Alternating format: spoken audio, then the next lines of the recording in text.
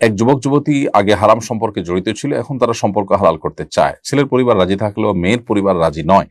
উভয়ের মাঝে সামান্য কুফুর পার্থক্য আছে, তবে মেয়ে মানিয়ে নিতে প্রস্তুত। এই অবস্থায় তারা কি কোর্ট ম্যারেজ করতে পারবে? প্রিয় দর্শক, আপনার প্রশ্ন উত্তর হলো যে বিয়েতে কুফু বা সামঞ্জস্যতা মেনটেন করার জন্য শরীয়ত আমাদেরকে নির্দেশনা দিয়েছে। যদিও সামঞ্জস্যতা মেনটেন না করে যদি বিয়ে করতে উভয় পক্ষ, বিয়ে দিতে যদি উভয় পক্ষ সম্মত হন, তো শরীয়ত দৃষ্টিতে কিন্তু বিয়ে হয়ে যায়।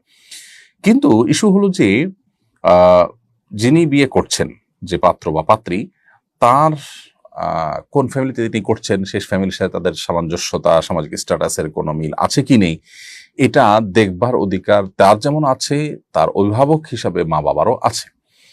অর্থাৎ একজন প্যারেন্টস হিসাবে তাদের মেয়ে বা ছেলে কোথায় বিয়ে করছে, সেই ফ্যামিলির সাথে তাদের সামঞ্জস্যতা আছে কি নেই, এই বিষয়ে তাদের মতামত দেওয়ার বা চয়েস করবার ইখতিয়ার আছে। বিধায় কুফু যদি না মিলে, এরকম জায়গায় যদি ছেলে বা মেয়ে বিয়ে করে, বাবা মা সেখানে বাদ সাদার বা সেখানে বাধা দেওয়ার অধিকার ইসলাম রেখেছে। বিধায় বড় কোনো কুফুর পরিবর্তন হলে আপনার জন্য কোর্ট ম্যারেজ করা সঠিক হবে না।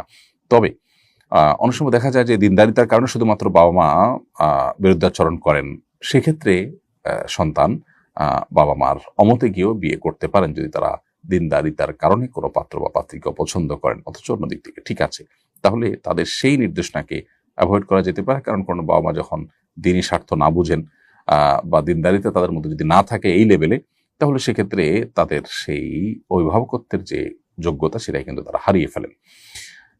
তবে এর বাইরেও মৌলিকভাবে আমরা বলে রাখতে চাই যে বিয়ের ক্ষেত্রে বাবা মা এবং পরিবারকে সম্মত করে তারপর আগানো উচিত। কোনোভাবে যদি সেটা না হয়, গুনাহ থেকে বাঁচার জন্য দুজন থেকে বিচ্ছিন্ন থাকবেন, আল্লাহর জন্য স্যাক্রিফাইস করবেন, সেটাই হওয়া উচিত।